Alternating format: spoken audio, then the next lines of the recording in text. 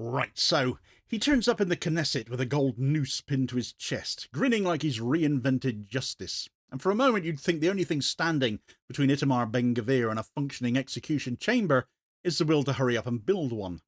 But scratch it just slightly, the whole performance falls apart. Because while he's waving props and promising a Palestinians only death penalty delivered by lethal injection, the people he actually needs to make that threat real, Israel's doctors, have already shut the door on him.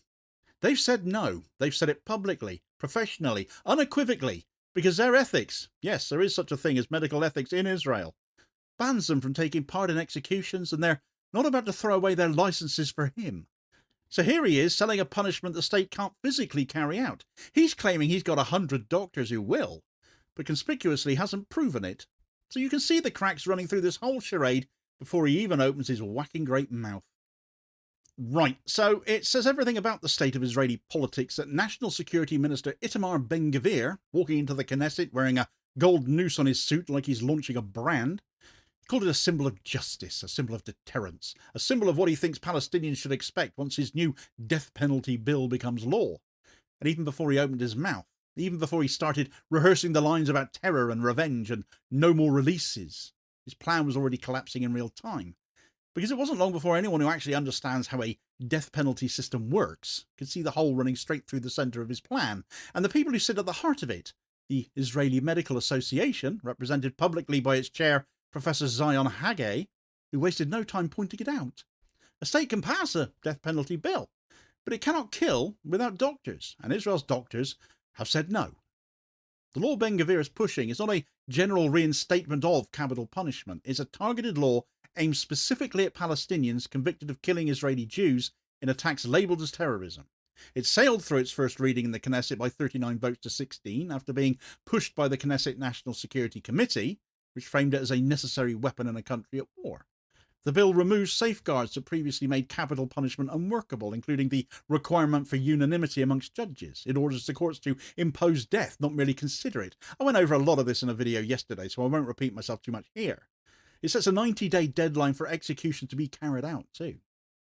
So while Ben Gvir poses with his noose, the text discussed in committee points towards lethal injection as the primary method. And the message is clear. Palestinians convicted of terrorism will be executed quickly. But nothing about this is clear when you move from the speech to the structure. Israel abolished the death penalty for ordinary crimes in 1954. The state has carried out one civilian execution in more than 70 years, the highly exceptional case of Adolf Eichmann in 1962. Since then, Israel has not maintained execution chambers, staff, regulations, or clinical teams. It does not have a functioning execution infrastructure. It has no institutional memory for how to conduct state killing. And that's before you get to the discriminatory logic of the bill itself, which applies only to Palestinians, even though Jewish Israelis also commit ideologically motivated attacks. So a country with no death penalty system, no execution staff, no modern protocol, and a deeply divided legal landscape that amounts to apartheid is now being told by the National Security Minister that it will carry out executions within 90 days using a medicalised method requiring clinical expertise. It takes a particular kind of political mendacity to pretend that is even feasible. But Ben Gvir's solution to this vacuum is to insist that lethal injection is efficient and modern and straightforward. He likes talking about how other methods are also possible. Hanging, he says, is still an option. The electric chair has even been mentioned in hearings, as if Israel is simply choosing methods from a catalogue. He performs certainty, he performs readiness.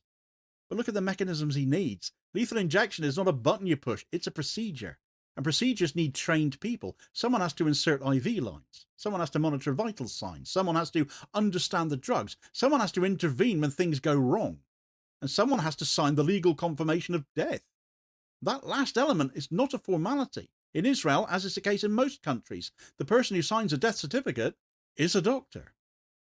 Which is why the response from the Israeli Medical Association has hit with such force.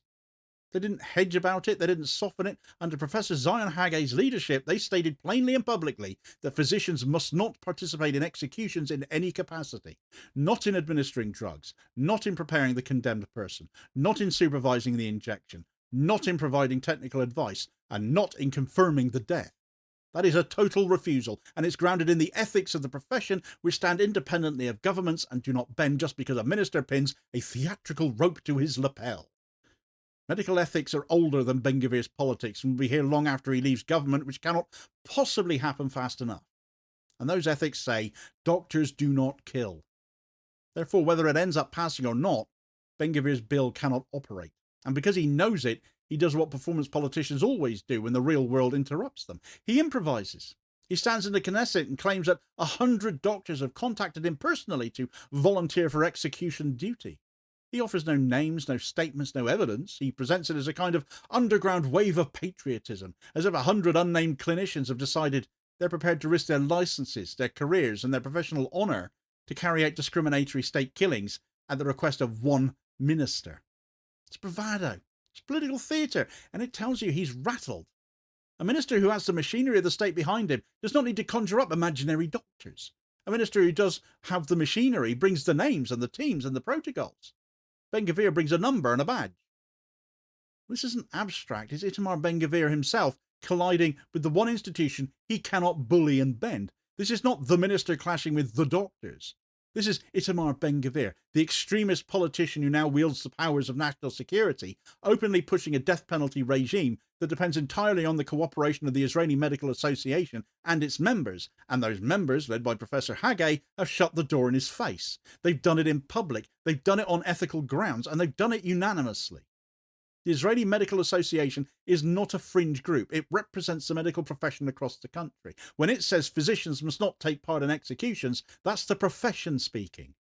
Look at the consequences for any doctor who tries to defy that. Participation in executions would violate the association's ethical code. It would trigger disciplinary action. It would trigger suspension. It could lead to being struck off the medical register. It would damage Israel's medical credibility internationally. It would destroy the careers of those involved. No serious doctor is going to do that to themselves from Itamar Ben Gvir's political crusade. They have nothing to gain and everything to lose. And even if a handful of anonymous volunteers do exist, and I can imagine there might be a few extreme enough like Ben Gvir to go here, the state cannot build a functioning execution system around a handful of renegades. A lethal injection regime requires reliable, professional, regulated medical input. It cannot be staffed by people hiding their names, for example, from the medical association. So then comes the deeper institutional problem, the death certificate. No execution is legally complete unless someone certifies the death. That is a medical act too. It requires clinical assessment. It requires a doctor. And the doctors have said they will not sign. Ben Gvir can fantasize, therefore, about hanging or electricity all he likes. He can talk about multiple methods if the state is opening a new department of punitive options. But unless a doctor signs the death certificate, the execution cannot be processed as a lawful death. He cannot replace doctors with prison guards. He cannot rewrite every medical regulation in the country to solve one political problem. And he cannot intimidate the entire medical profession into changing its ethics because he has discovered the theatrical possibilities of a golden noose. But there's a broader legal context that makes the bill even more radioactive, though. Palestinian human rights organisations, along with international legal groups, have already said openly that the law amounts to racial discrimination codified in punishment. It creates a death penalty regime for Palestinians alone. It sits on top of a judicial system in which Palestinians are tried in military courts and Jewish settlers are not. It joins existing patterns where Palestinian life is treated as a lesser category, where detention conditions are harsher, where fatalities in custody are rising sharply, again under Ben Gvir's watch, and a prison guard this year described rampant abuse inside facilities holding Palestinian detainees.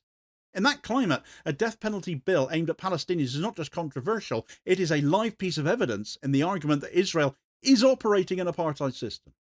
Ben Gvir is not just trying to change sentencing law, he's widening a legal divide that already controls who lives under which rules. And while he does this, detainees keep dying. The pattern of Palestinian deaths in custody this year is well documented, with testimonies from within the prison service describing lethal abuse, medical neglect, and conditions that amount to torture. So when Ben Gvir pushes a law that formalises execution for Palestinians within 90 days, he's not acting in a vacuum, he's acting in a system where Palestinians are already dying under state control. And the medical profession sees that. They understand what it would mean to put their signature on a death certificate in this political moment. They understand what it would mean to medically legitimise a discriminatory killing regime. And that's why they're refusing so forcefully. because participation would make them part of a machinery of ethnic punishment. You can follow this all the way to the final collapse. Ben Gvir wants to project strength. Instead, he's exposed the limits of his own power. He wants to show the public that he can deliver state vengeance. Instead, he's revealed that he cannot even build the apparatus of the punishment he's selling. He wants to claim 100 doctors stand ready. Instead, he's walked into a wall built by a profession that has more institutional backbone than his coalition ever expected. You cannot bypass the Israeli Medical Association. You cannot legislate your way past a professional code. And you cannot run a death penalty system without medical participation, not if you want it to be legal, operational, and repeatable. So the situation is brutally simple. The Knesset can pass its bill. Ben Gvir can pin as many nooses to his person as he likes. His allies can talk about hanging and injections and electricity, whatever plays best for the cameras. But the moment the state needs real people to carry out an execution, the entire facade will collapse. Because there's no team, there's no procedure, there's no medical cooperation. There is no pathway to force the doctors to comply without blowing up the entire Israeli health system and starting a war with a professional body the state cannot do without. The bill is dead. And the people who killed it were not the opposition, they were not the diplomats, they were not international courts, not activists. It was the doctors, the Israeli Medical Association, who refused to turn their profession into Ben Gvir's execution service. And they did it by following their ethics. And I appreciate many people these days find it difficult to consider the words Israel and ethics in the same sentence without a snort of derision. But it sits at the heart of this story nonetheless. They did it by refusing to bend to Ben Gvir's political performance, and they did it by exposing the truth inside the spectacle. This government can make threats, it can pass laws, but it cannot build the machinery to carry them out. It needs others for that, and in this case, they don't have them. For more on Ben Gvir's rancid bill and how actually the only noose he's weaponizing is the one his antics are placing around the Israeli state's proverbial neck, check out more on this story here. Please do also hit like, share and subscribe if you haven't done so already, so as to ensure you don't miss out on all new daily content, as well as spreading the word and helping support the channel at the same time, which is very much appreciated. Holding power to account for ordinary working class people, and I'll hopefully catch you on the next one. Cheers, folks.